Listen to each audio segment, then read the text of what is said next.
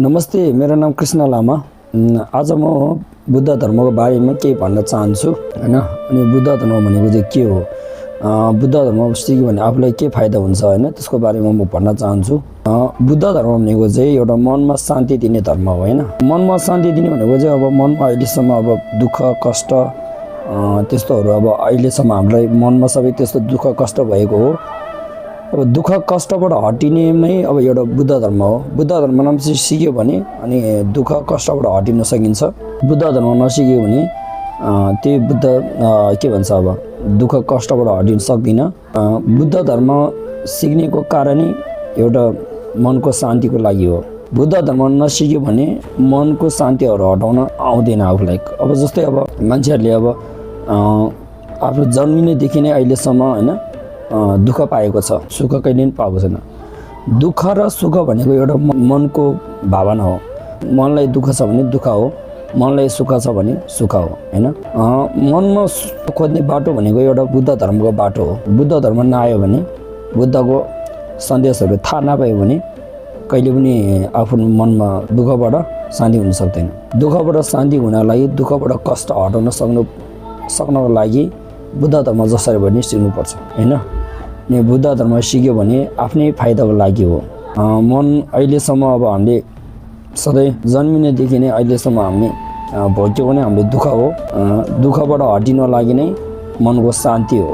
अब हामीले अब मैले यो बनाउँछु त्यो बनाउँछु भनेर आफ्नो एउटा सोचै हुन्छ हैन। हामीले दुःख पाएको कारणै के हो, खास गरी हामीले दुःख पाएको कारणै के हो भने हामीले दुःख पाएको कारण चाहिँ के हो भने आफ्नो बारेमा मात्र सोचेर दुःख पाएको हो कि। मान्छेको बारेमा सोच्यो भने मान्छेको बारेमा हैन, मान्छेलाई दुःख छ हैन, त्यो दुःखबाट कसरी अनि हटाउन सक्छ भनेर हामीले मनबाट सोचेर मान्छेको लागि सहयोग माया दया दियो भने, मान्छेलाई माया दया दियो भने आफूलाई पनि सुख हुन्छ। सुख भनेको नै अरूलाई माया दया दिनेलाई भनिन्छ कि। आफ्नो बारेमा सोच्यो भने सधैँ दुःख हो। किन मान्छेको बारेमा किन सोच्नु पर्ने भने नि मान्छेको के हामीलाई अनि मान्छे हामीलाई काम नलाग्ने हो होइन। अब हामीले खाना लाउन बस्न धरी अनि हामीलाई अब जे पाएको छ यो अनि यो जन्ममा हामीलाई जे पाएको छ अहिले हामीलाई सुखहरू पाएको सबै अरूले गर्दा पाएको हैन। खानाहरू अरूले दुःख गरेर पाएको, लाउनहरू अरूले दुःख गरेर पाएको, बस्ने ठाउँ पनि अरूले दुःख गरेर पाएको। आफूले दुःख गरेर पैसा दियो भनेर भन्दैमा त्यति भन्दैमा अनि त्यसलाई दुःख भन्दैन। दुःख मान्छेले दुःख गरेर मान्छेले काम गरेर पाएको चिज हो। त्यो कारणले अरूको बारेमा सोच्ने नै धेरै आफूलाई सुख हो। त्यो कारण आफ्नो बारेमा मात्र सोच्नु हुँदैन। जस्तै भगवान बुद्धले भनेको छ कि अब टिबेटी भाषामा भनेको छ कि, टिबेटी भाषा भने अब पहिला त अब शास्त्रीय भाषामा थियो, अहिले त अब टिबेटी भाषामा छ नि त त्योहरू पुस्तकहरू पुरै। के भनेको छ कि भगवान बुद्धले थुन टिब छु मिठो सिंहस डे दुङ्गल छागी मिसेलास नि यो तोबा सिंह पोमिदे छुङ्गे त्यहाँबाट त्यो भेटोलहरू जेस हो त्यो भनेको छ। त्यो के भन्नुभएको भने भगवान बुद्धले अनि भगवान थुन टिब छु मिठो सिंह भगवान बुद्धले अनि प्राणीहरूको र मानिसहरूको मनको पाप चाहिँ भगवान बुद्धले पानीले पखाल्न सक्दैन अरे। ठुना डुबा छु मिठुसी ढेर दुङ्गा छाकी मिसेला भनेको चाहिँ भगवान बुद्धले प्राणीहरूको पापहरू चाहिँ हातले निकालेर हातले सफा गर्न सक्दैन अरे। अनि यही तपस्यालाई पमिँदै भनेको मेरो शक्तिहरू चाहिँ अनि बाँड्न मिल्दैन अरे। भगवान बुद्ध आफ्नो शक्ति छ नि त हैन, त्यो शक्तिहरू चाहिँ प्राणीहरूलाई बाँड्न मिल्दैन अरे।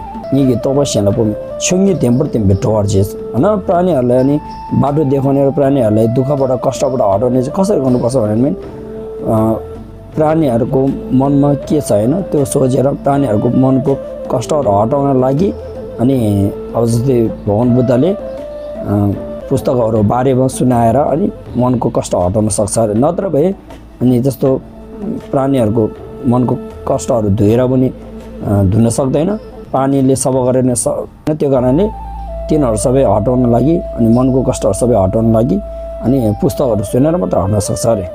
अनि अब भगवान बुद्धले हाम्रो लागि पुस्तक सुनायो भने अब अहिलेसम्म पहिलादेखि नै अहिलेसम्म भगवान बुद्धले हाम्रो लागि मनको शान्ति हुनलाई, मनमा दुःख छ भनेर त्यो दुःखहरू हटाउन लागि अहिलेसम्म अब पुस्तक सुनाएको हो। अब पहिला अब यो पुस्तकहरू त अब भारतमा थियो, अहिले त टिबेटमा आइपुग्यो हैन, टिबेटको बाटोमा आइपुग्यो।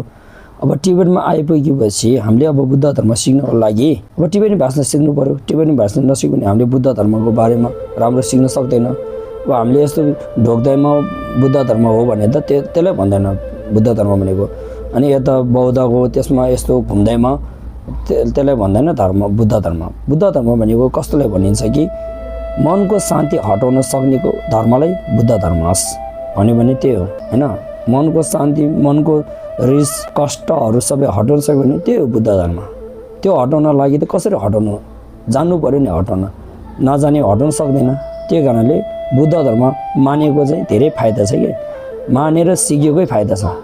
त्यो कारणले तपाईहरू सबैले, हाम्रो दाजुभाइ दिदीबहिनीहरू सबैले बुद्ध धर्म सिक्नु पर्यो। बुद्ध धर्म नसिक्यो भने आफूलाई नै दुःख पाइन्छ हैन।